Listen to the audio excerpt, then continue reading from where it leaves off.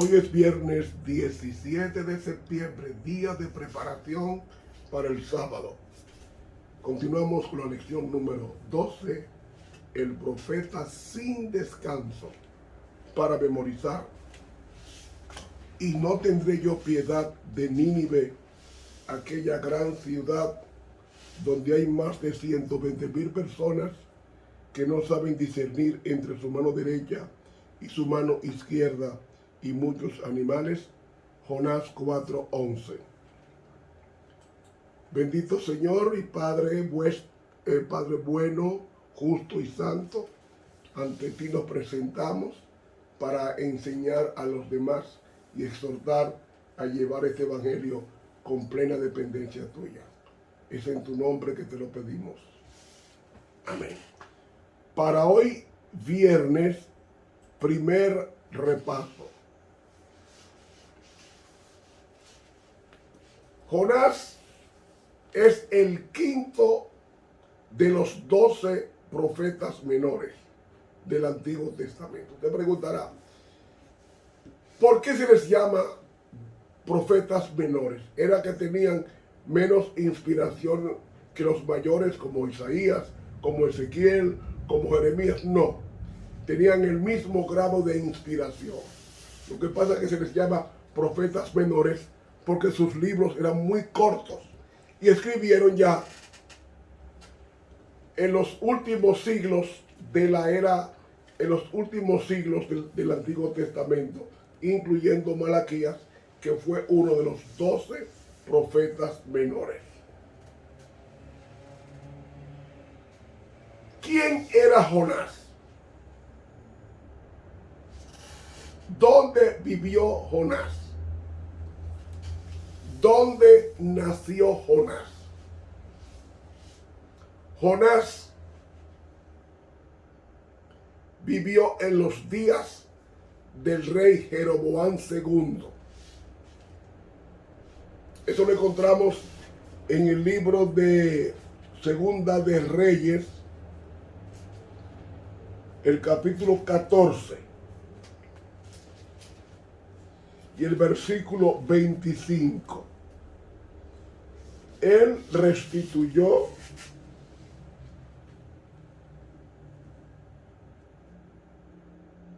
los términos de Israel desde la entrada de Hamat hasta la mar, el mar muerto, de la llanura, conforme a la palabra de Jehová, Dios de Israel, la cual había él hablado por su siervo Jonás, hijo de Amitai, profeta que fue de Gat-Hefer.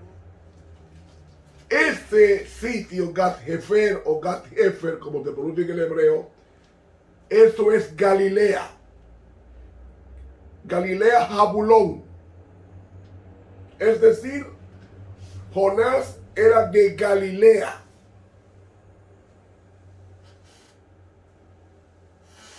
Era hijo de Amitai. Y Amitai,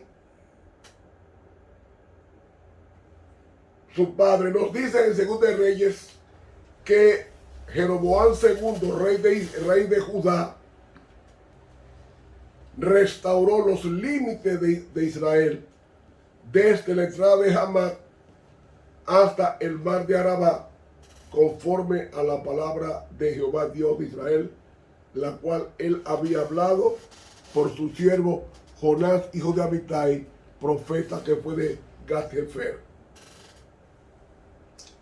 Jonás fue un personaje histórico. Jesús lo mencionó en Mateo 12:40, por tanto no fue una alegoría. Fue una persona que existió. Y Gat-Hefer, si leemos a Josué 19,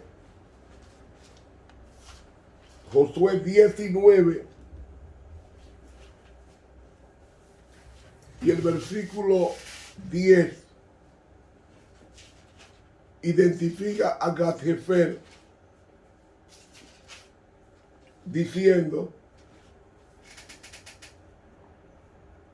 la tercera suerte salió por los hijos de Zabulón conforme a sus familias, y el término de su heredad fue hasta Sarit, y su término sube hasta el mar y hasta Meralá, y llega hasta Dabeset, y de allí hasta el arroyo que está ante Jocmeán, y tornando de Sarit hacia oriente, donde nace el sol, al término de Kisilot Tabor, sale a Dabrat y sube a Haifa, y pasando de allí hasta el lado oriental a Git-Hefer y a Itasim, sale a Rimón, rodeando a Nea. Ve, era un territorio de Zabulón. Así que, mis hermanos, Jonás predicó el evangelio a los ninivitas y ellos duraron convertidos más de 200 años. Más de 200 años. El sermón de Jonás duró más de 200 años entre los ninivitas. Y Jonás significa paloma. Y el nombre de su padre significa verídico. Así que, ya que Jonás vivió durante el reinado de Jeroboam, es posible que Jonás viviera cerca del año 788 a.C.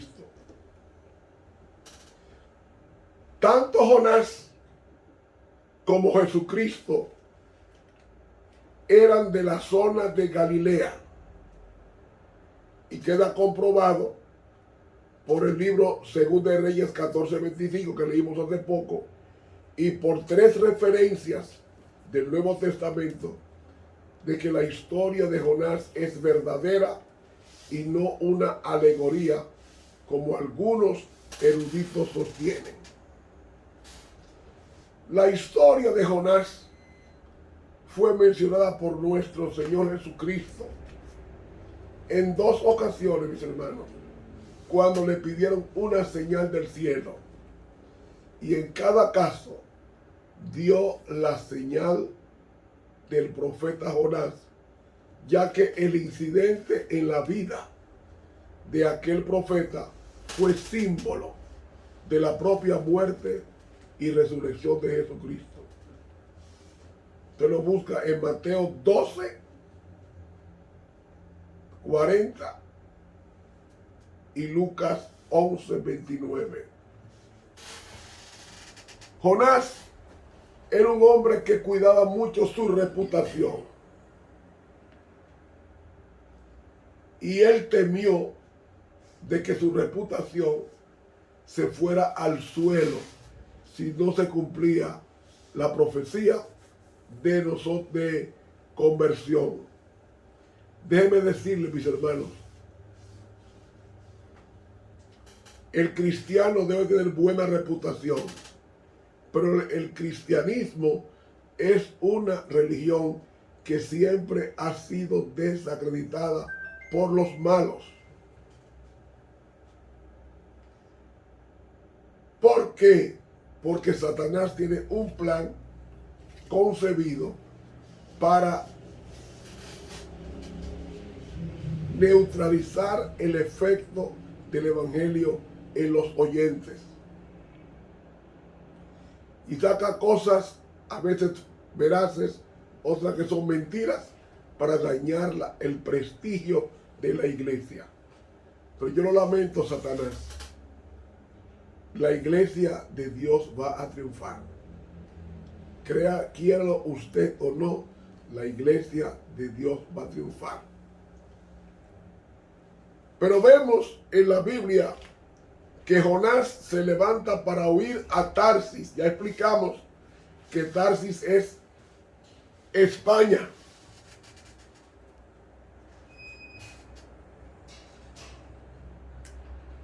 España.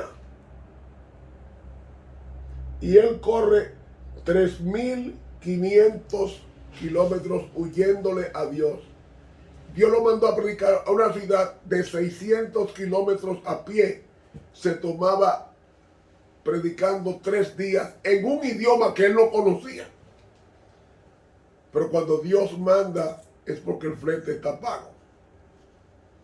Debemos confiar en Dios y en sus promesas.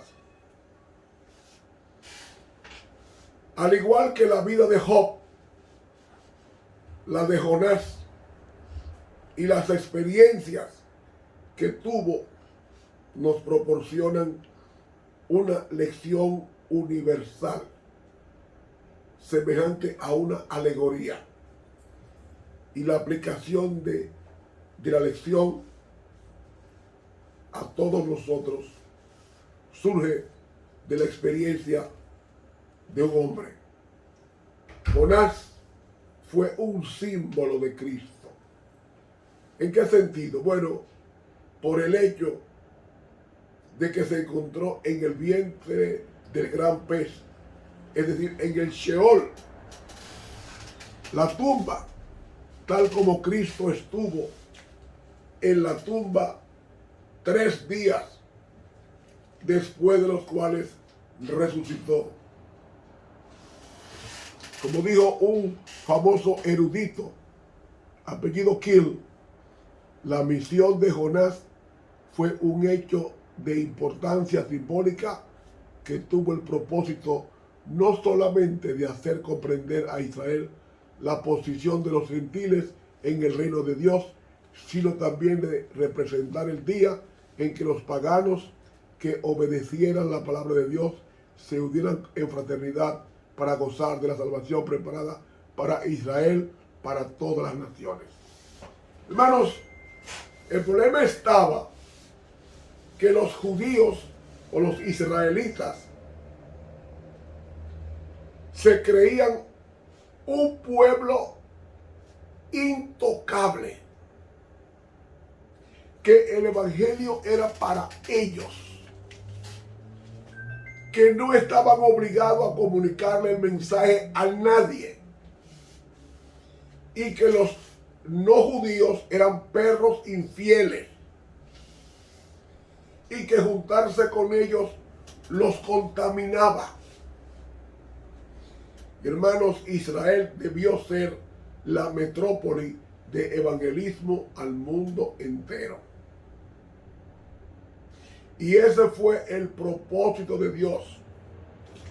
Cuando Israel no cumplió ese propósito, entonces las 10 tribus del norte se fueron a Asiria, el remanente, y tuvo que predicar el evangelio a las ciudades que fueron llevadas de mala gana. El evangelio fue predicado por allá en el exilio. Y 115 años después, el reino del sur fue predicado el evangelio durante 70 años en Babilonia y en Persia o Medo-Persia. Y cuando ellos regresan de Persia en el año 457, por el decreto de Artajerjes, rey persa, ellos vienen y comienzan a predicar el evangelio, y el centro de evangelismo era el templo, especialmente el templo de Zorobabel. Pero ¿qué va? El templo de Zorobabel, después llegó Herodes el Grande, destruyó el templo de Zorobabel y construyó un templo de mármol italiano, que fue el templo donde Jesús visitó en 2 ocasiones y sacó, volteó las mesas con un látigo, aunque no golpeó a ninguna persona. Ese templo de mármol tenía en la puerta una vid de oro, muy hermosa. Y Jesús, según San Juan, se paró en el día de fiesta y él dijo: yo soy la vid verdadera. ¿Por qué dijo que era la vid verdadera? Porque esa vid de oro no tenía vida, era simplemente de metal, pero no tenía vida. Yo soy la vid verdadera. Y saben, en los 70 años de cautiverio en Babilonia, los judíos desaprendieron la idolatría. Y cuando regresan del cautiverio, usted no encuentra un solo judío adorando a los ídolos. Pero había un problema. Los judíos ya no estaban adorando a Baal, ni a Adonis, ni a Astarte, ni a ninguno de esos dioses, ni a Quemos, ni a ninguno de esos dioses paganos. Pero Satanás los puso a adorar al templo. Ellos adoraban al templo, no en el templo, sino al templo. ¿Lo quieren ver? Lea conmigo Mateo. Mateo, palabra de Jesús. Mateo capítulo 23. Dice así: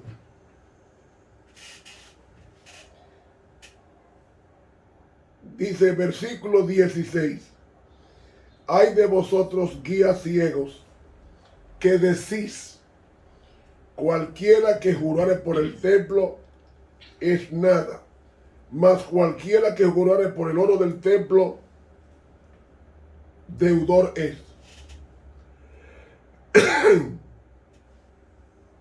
Insensatos y ciegos, porque ¿cuál es mayor, el oro o el templo que santifica el oro? Ve. Otro texto: cualquiera que jurare por el altar, nada es, mas cualquiera que jurare por el presente que está sobre él, deudores. Necios y ciegos, porque ¿cuál es mayor, el presente o el altar que santifica el presente? Versículo 20: pues el que jurare por el altar, jura por él y por todo lo que está sobre él. Y el que jurare por el templo, jura por él y por aquel que habita en él. Y el que jura por el cielo, jura por el trono de Dios y por aquel que está sentado sobre él. Para el judío era más importante lo que estaba en el templo que el templo, porque ellos adoraban al templo como si fuera un dios. Y el día de la Pascua del año 70, cuando fue rodeado a Jerusalén por los romanos, había 14,000 sacerdotes vestidos de blanco haciendo el ritual de la Pascua, distraído de lo que estaba pasando afuera con el cerco de Tito, general de Vespasiano, tomando la ciudad santa. Pero ellos seguían, porque para ellos era más importante el templo que el significado del templo, que era Jesucristo. Destruid este templo y en tres días yo lo voy a reedificar. Ellos entendieron que el templo era el templo físico, el edificio. Pero Jesús es el templo. Y cuando el ser humano adora edificios y no adora a la persona que está dentro del edificio, en este caso a Jesús, se convierte en un idólatra. Hermano, a medida en que se acercaba el tiempo en que Israel iba a ser entregada al poder de los gentiles y pisoteada por ellos como consecuencia de su orgullosa apostasía al apartarse de Dios, fue muy natural que la mente de Israel considerara a los gentiles como enemigos del pueblo de Dios, como enemigos del reino de Dios, perros infieles e inmundos. Y no solamente les negaba a los gentiles la capacidad de salvarse, sino que también interpretaba el anuncio profético de juicio que vendría sobre los gentiles como indicio de que estaban destinados a la destrucción total. Ellos no le predicaban a los gentiles, porque dice: ay de vosotros, escribas y fariseos hipócritas, porque rodeáis la mar y la tierra para ser un prosélito, o sea, un seguidor, y una vez hecho, le hacéis hijo del infierno, doble más que vosotros. Es decir, cuando conquistaban una persona, le hacían peores que ellos mismos en el fanatismo. Y fíjense si ellos no obedecían la ley de Dios, que maquinaban matar a los profetas, incluyendo a Juan el Bautista y a Jesús, el mayor de todos los profetas que ha pisado en la tierra. El judío veía al no judío como una persona execrable. No merecía el perdón de Dios. Y Jonás tenía esa cultura de apreciación a los gentiles. Un desprecio enorme a los gentiles. Por eso él se negaba a predicar, porque ellos no merecían el evangelio que él estaba predicando. Y como no lo merecían, Jonás se negó. Amén de que él sabía que Dios es demasiado bueno para perdonar, no importa el pecado que la persona haya cometido. Y déjenme decirle, mis hermanos, Dios ni es católico, ni es adventista, ni es testigo de Jehová, ni es evangélico, ni es mita. Dios es Dios y escucha a todas las religiones con fe, con amor. Cristo no murió por los adventistas solamente. Cristo murió por todos los seres humanos, como dice el texto más conocido de la Biblia, Juan 3:16. Porque de tal manera amó Dios al mundo, que ha dado a su Hijo unigénito, para que todo aquel que en él cree no se pierda, mas tenga vida eterna. Dios nos ama y tenemos que acercarnos a los católicos, evangélicos, ateos, con el mismo mensaje como lo hizo Jesús cuando vino a la tierra. Predicó en Galilea de los gentiles. Su cuartel general estaba en un sitio de los gentiles, Galilea de los gentiles. Y desde allí predicó al centurión romano. Predicó a los samaritanos. Predicó a las diferentes etnias y costumbres en la época, personas de diferentes culturas. Dios les predicó. Y eso es tan cierto que cuando Cristo derramó el aposento alto, en el aposento alto, derramó el Espíritu Santo a los 120, la Biblia nos dice que cuando Pedro abrió la boca, Pedro predicó a 15 naciones. 15 naciones paganas. Porque el evangelio es para el mundo entero. ¿Cómo se hará Dios para convertir a los musulmanes, yo no sé. Solamente yo sé que ellos están siendo alcanzados. Mire, estamos predicando el Evangelio por diferentes vías, 24 horas, a todos los países musulmanes, incluyendo Afganistán, Arabia, Kuwait, Emiratos Árabes, todos los países, Egipto, que son musulmanes. El Evangelio está llegando por televisión, por WhatsApp, por YouTube, por Facebook, por Instagram, por Twitter. Está llegando el Evangelio 24 horas. Yo mismo veo cómo están entrando a mi página de internet a escuchar mis sermones. Gente que están en Arabia, que son musulmanes.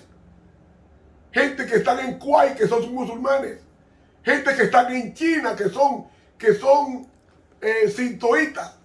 Gente de la India que no creen en el Dios de la Biblia. Todas las personas están siendo alcanzadas por el Señor. Y si entran a mi página y yo me pregunto, ¿y cómo pueden entrar a escuchar mi mensaje si ellos no hablan mi idioma? Dios lo sabe. ¿Sabe Dios si Él mismo lo traduce el idioma de ellos para que escuchen la palabra? Y eso soy yo, un cualquiera. Imagínense esas grandes cadenas de televisión que están llegando con el Evangelio 24 horas. El Evangelio está siendo predicado 24 horas. Moisés no tuvo que entrar a la tierra prometida para predicar el Evangelio. Ya desde lejos estaba predicando el Evangelio con los milagros que Dios estaba haciendo en el camino. Hermanos, el fin de todas las cosas está cerca. Digámosle al mundo que las ciudades van a ser barridas, porque Cristo Jesús viene pronto. No retengamos este mensaje como al principio lo hizo Jonás. Cumplamos con el deber. Que Dios nos bendiga. Te habló el profesor Ramón Romero.